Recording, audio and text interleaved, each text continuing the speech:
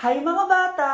Ang lesson natin ngayon ay addition. Sino dito ang makakasagot ng 1 plus 1? Ang dali naman ng lesson dito. Ma'am, 1 plus 1 is equals to 2. Correct! Mga bata, 5 claps para kay Scarlett. Hindi niyo ba alam yun? Mga bata, science na tayo ha? Ilan ang planeta sa solar system natin? Ba't walang nagtataas ng kamay? Ma'am, there are 8 planets in our solar system. Correct! Siguro nag-a-advance reading si Scarlett. Lo, ba't parang walang alam yung mga kaklase ko? Okay, tatatakan ko ng star sa kamay ang makakasagot neto. What are the primary colors? Ha? Ba't ang dadali na subject dito? Last sem, nag-research lang ako eh. Ma'am, the primary colors are red, blue, and yellow. Wow! Mukhang may magiging top 1 na tayo ah. Hala, mukhang magiging top 1 pa ako dito. Namali siya ng classroom.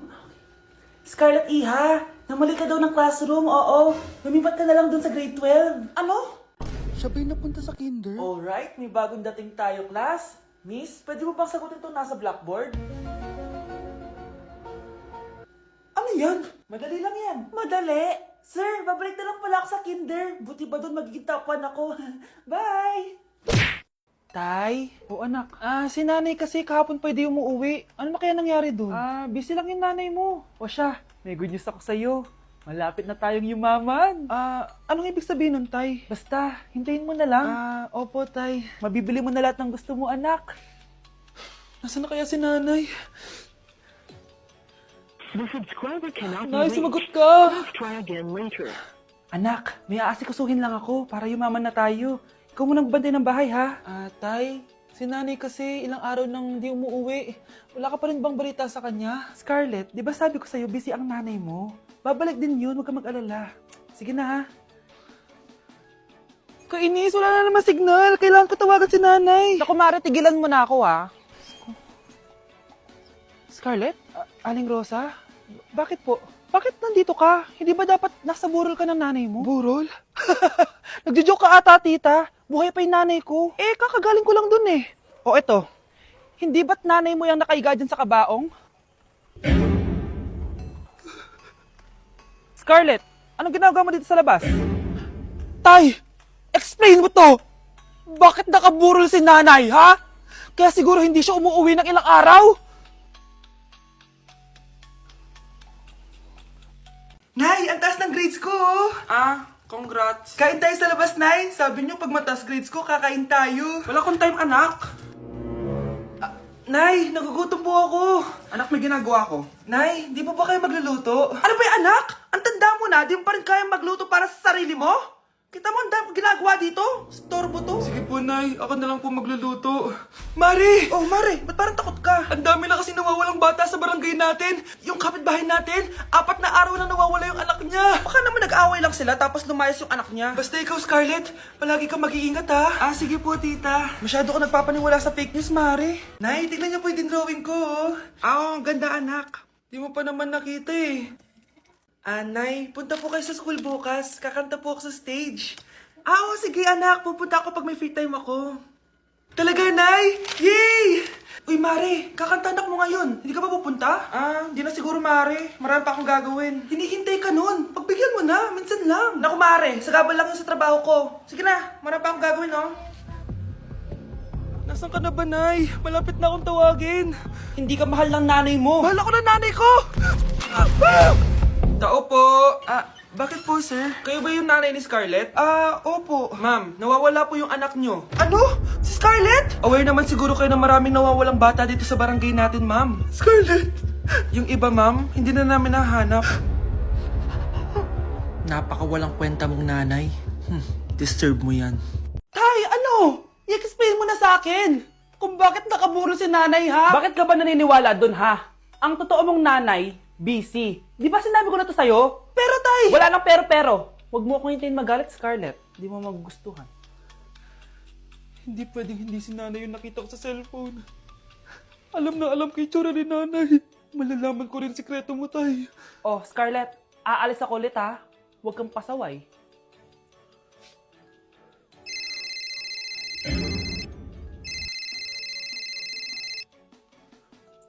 Nasa yung cellphone ko. Hello po. Pwede na po maklaim yung 10 million peso na galing sa insurance ng namatay niyo pong asawa. Insurance? Pasaway ka talaga? Pinatay mo ba si nanay, ha?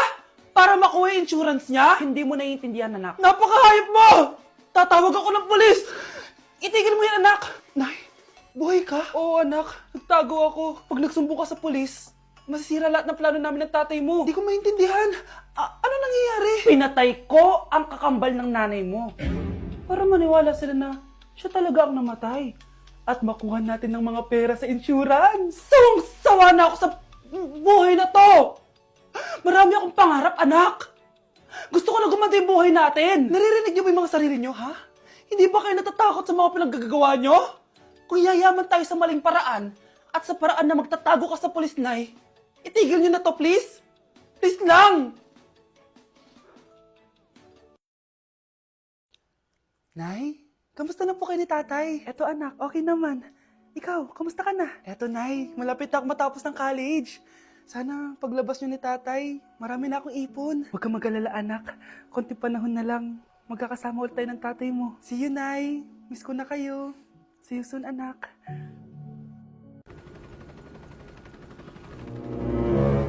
OMG, grabe yung baha, oh.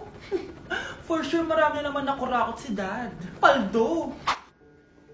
Oh, Cheska, ba't ang aga mo? Di ba traffic kasi baha? Ay, opo ma'am, baha nga po eh. Kaya pinag-helicopter na ako ni Daddy para safe ako. Kawawa nga po yung mga tao eh. Wow, sana all. Ah, yes Daddy? Opo, nandito na po ako sa school. Yung baon kong 1 million ha, send mo na. Ha? 1 million yung baon niya? No! Binasa mo yung Chanel bag ko! Sorry, Cheska. Alam mo ba kung magkano to, ha? 600,000 to! Mas mahal pa to sa bahay nyo! Napakamahal naman yan. Whatever. Papabili na lang ulit ako. Salamat ka, mabait ako. Nahiya naman tong 300 peso na bag ko. Be, tara sa kantin. Nag-crave ako ng siomay tsaka ng kwek-kwek. Tara.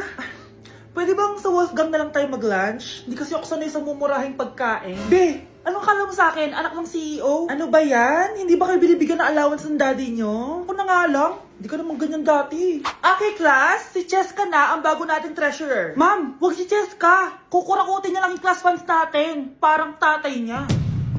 Flood control, ayaw. Gastos, gusto. Kaya mayaman si Cheska kasi korap ang pamilya niya. Ang laki ng tax na binabayaran ko. Sa Disney Princess pala natin napupunta lahat. Habang kami, binabaha na dito. Ikaw pa helicopter lang. Wow, napaka-lavish mo naman. Tsaka, pairam muna ako nito Chanel bag mo ha. May ambag din ako dito, no? Hindi kami titigil hanggat walang nakukulong. Deserve niyong magdusa. Nay, ang taas ng grades ko, oh. Oh, Kyle, galingan mo sa school, ha? Opo, mami. Oh, eto baon mo. Mag-iingat ka dun, anak, ha? I love you. Hindi na ako yung favorite ni nanay. Hoy, gumising ka na. Kung nakatulog dyan. Nagluto kita na paborito mo ulam. Kumain ka na dun. Ah, sige po, kakain na ako. Baka ayaw niya lang talaga sa akin. Brianna! Binilan kita na skincare mo. Alam ko kasi mahilig ka dito. Wow, Nay! The best ka talaga. Siyempre naman, anak kita eh. Namimiss ko na banding natin, Nay. Anak, tara TikTok tayo. Ah, sige, Nay.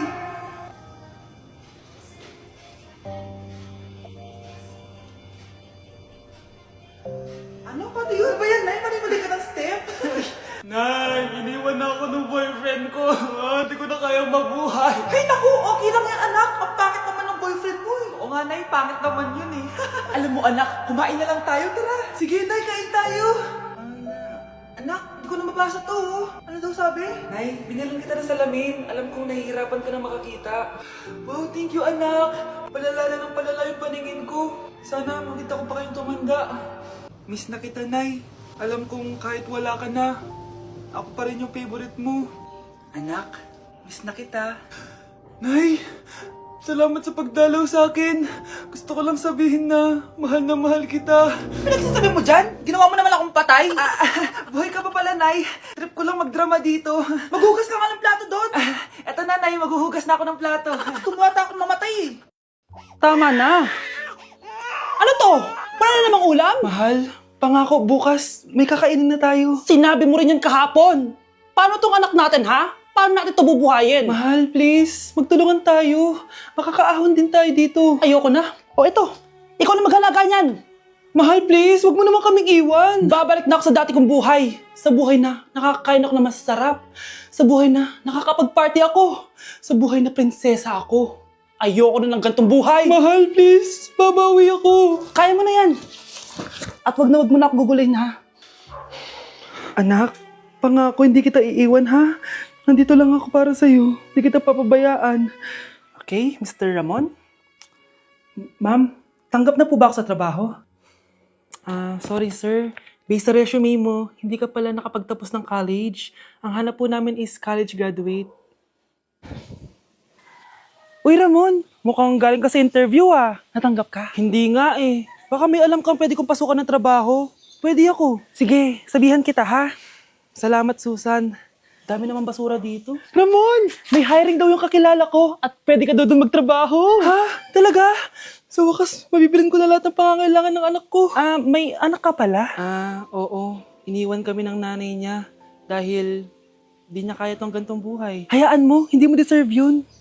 Wow, ang bilis. May pumalit na agad sa akin? Mali ka nang iniisip. Alam mo ba Ramon, nabibili ko na lahat ng gusto ko ngayon. Kumakain kami sa magandang restaurant at nakatira ako sa mansyon. Ha? Honey, tara na. Ipag-shopping pa kita mamaya. Baka malit pa tayo sa dinner natin. Okay, honey. Papunta na. At ikaw babae ka.